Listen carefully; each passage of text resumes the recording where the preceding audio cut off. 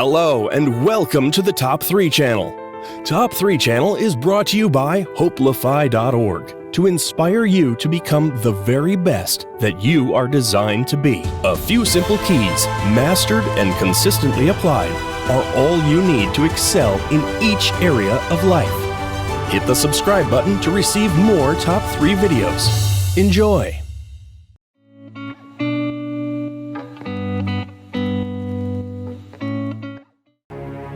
People say you have to have a lot of passion for what you're doing, and it's totally true. And the reason is because it's so hard that if you don't, any rational person would give up. It's really hard, and you have to do it over a sustained period of time. So if you don't love it, if you're not having fun doing it, you don't really love it, you're going to give up. And that's what happens to most people, actually. If you really look at the ones that ended up being successful, unquote, in the eyes of society, and the ones that didn't. Oftentimes, it's the ones that are successful loved what they did so they could persevere when it got really tough. And the ones that didn't love it quit because they're sane, right? Who would want to put up with this stuff if you don't love it? So it's a lot of hard work, and it's a lot of worrying constantly. And if you don't love it, you're going to fail. So you got to love it. You got to have passion. Let's talk now about doing what you love. Author Marcia Sinitar wrote a top-selling book a few years ago whose title says it all. Do what you love, the money will follow.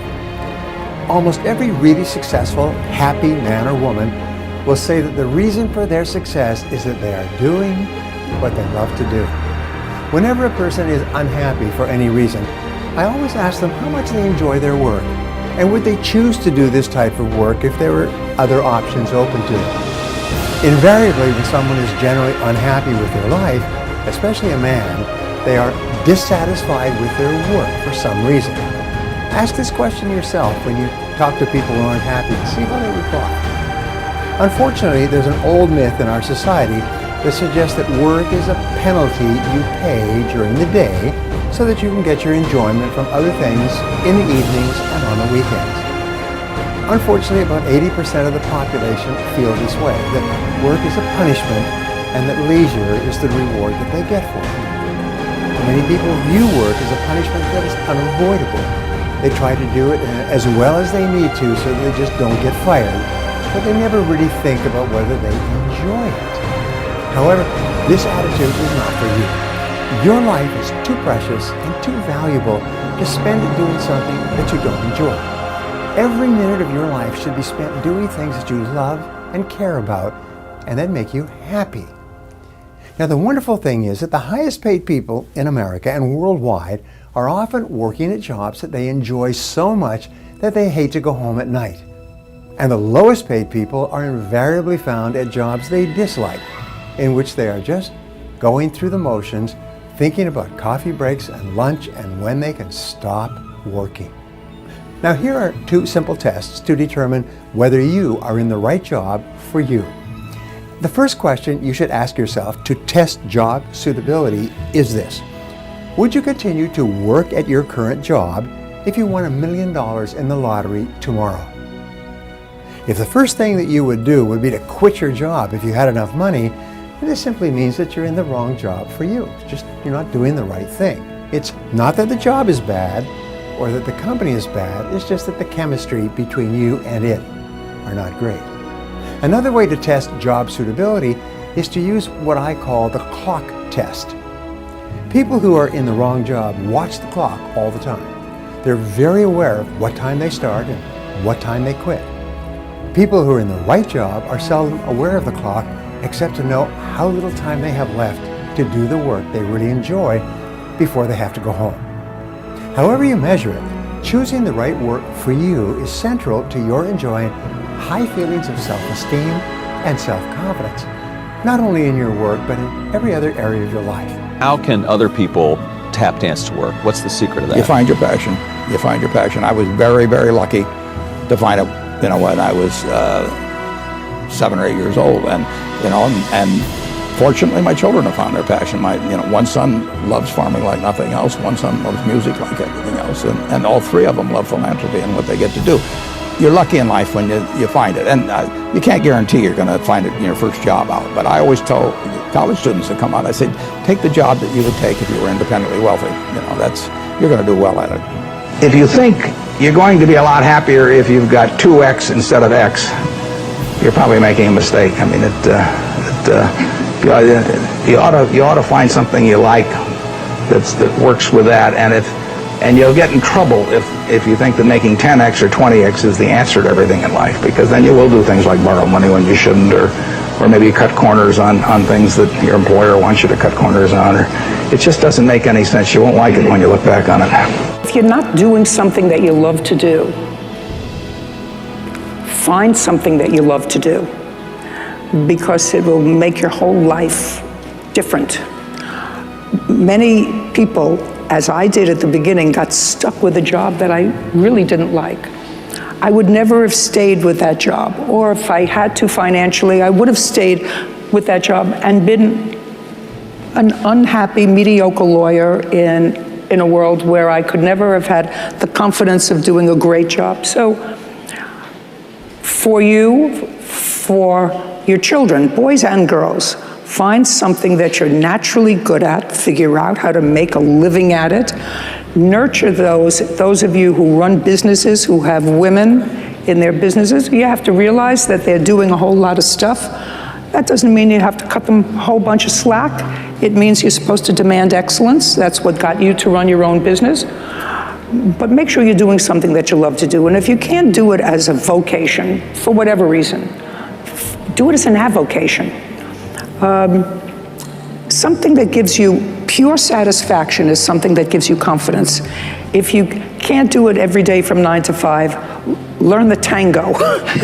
Do something spectacular for your soul. I find that I'm having the time of my life at 74.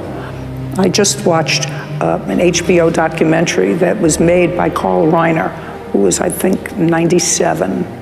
And a wonderful comedian. For those of you who don't know who Carl Reiner is, he's Rob Reiner's father. And for those of you who don't know who Rob Reiner is, oh my God, I can't believe you don't know who Rob Reiner is. But his documentary is called If You're Not in the Obit, Eat Breakfast. And it really said every stage in life can be an adventure. You don't have to be defined. If you didn't make it in your 20s, you can make it in your 30s. And if you didn't make it in your 30s, you can make it in your 40s. And if you didn't make it in your 40s, you can make it in your 50s. And just remember Grandma Moses. You know who that is?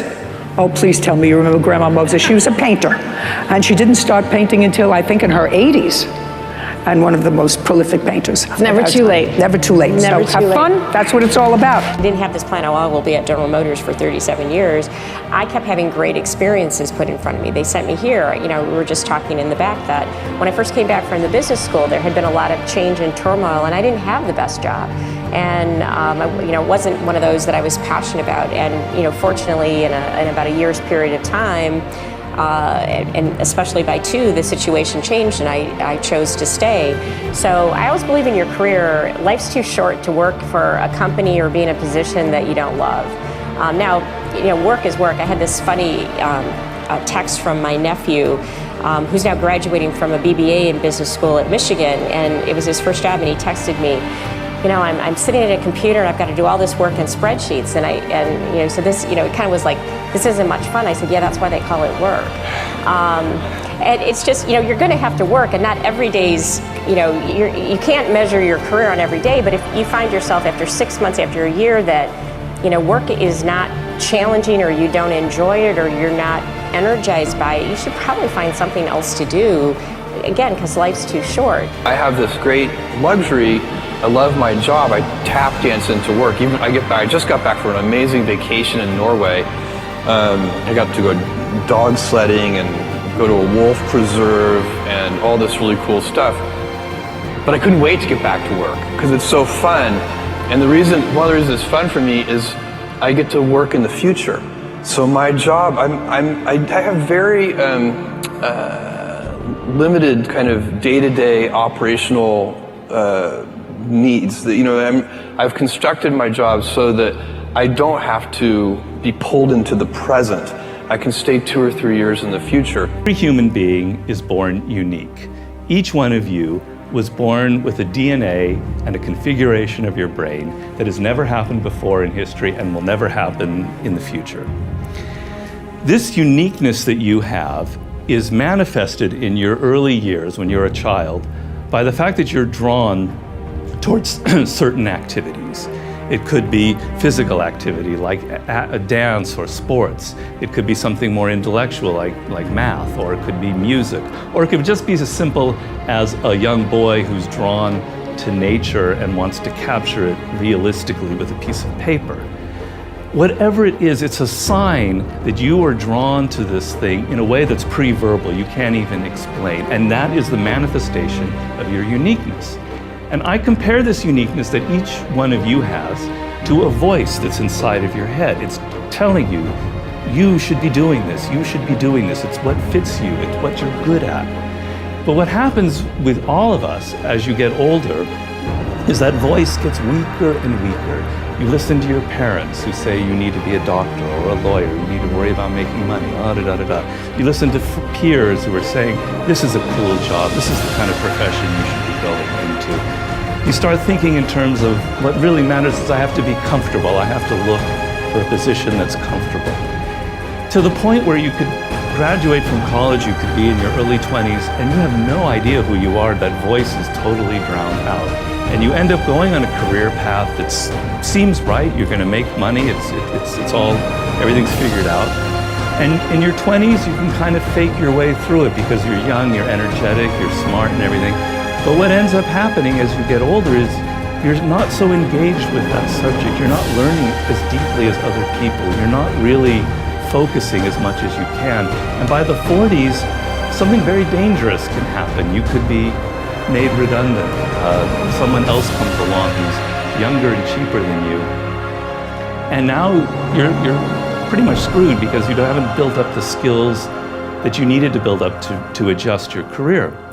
Well, masters, like Leonardo, are people who hear that voice and they hear it so strongly that they stay true to it throughout the course of their life. That doesn't mean that they take wrong paths, that sometimes the voice goes away a little bit and they try something that doesn't suit them.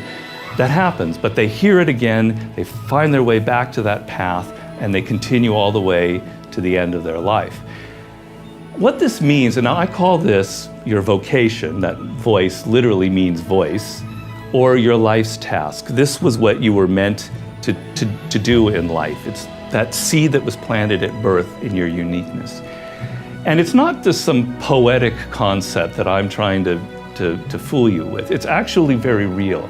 Because what happens when you know your life's task and you pursue it, in those early years of entering your field, you are so deeply engaged in it, you're so curious for its own sake, that you pay greater attention, you learn faster, you enter what I call the cycle of accelerated returns. When you're excited and you learn something, now the practice becomes more pleasurable and you practice harder. And as you practice harder, it gets more pleasurable and you practice harder and harder and harder until it's like generating a motor and you have a very intense apprenticeship. And by the end of your career, or 10 or 20 or 30 years down the line, what you're able to do is so unique, it is such a reflection of your individuality that you have realized that seed that was planted at your birth. Mark Twain once said, "The two most important days of your life are the day you were born and the day you find out why." The first of those has already happened to you because you're sitting right here, okay? The second, the day that you find out why you're born, may have already happened to many of you, and to the others, not yet. But you will know when it happens. It will be connected to something that you truly love. I've always said to my 5 sons, choose something that you love to do and you'll never work a day in your life. One of the greatest thinkers in the history of leadership development is a hero of mine, a man named Dr. Warren Bennis. And Warren Bennis is a wonderful guy, a guy who's just helped me have a better life, and it's someone I've always looked up to. Warren told a story once I'll always remember.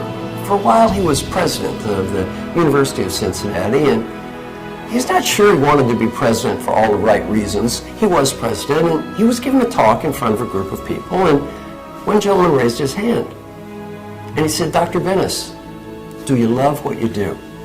Do you love being president? And Warren said he stopped, and there was almost a minute of silence. Eventually, he looked at this person and said, I don't know. Well, that moment kind of changed his career. He realized maybe he wasn't being the president for the right reasons, things like status, ego, feeling important.